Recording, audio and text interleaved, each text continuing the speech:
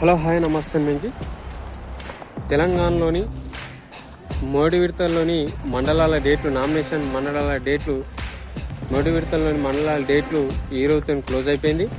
ఎవరైతే నామినేషన్ వేయాలనుకుంటున్నారో వాళ్ళందరికీ ఈరోజు చివరి డేటు.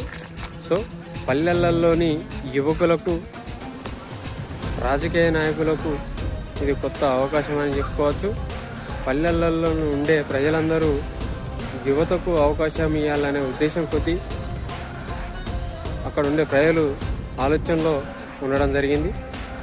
ఈ ఎన్నికల్లో యువతకు ఎక్కువ మంది యువతకు అవకాశం ఇచ్చే విధంగా అక్కడ ప్రజలు ఆలోచనలో ఉన్నారని చాలా వార్తాపత్రికలు కానీ చాలా జననాడి కానీ తెలియడం జరుగుతుంది.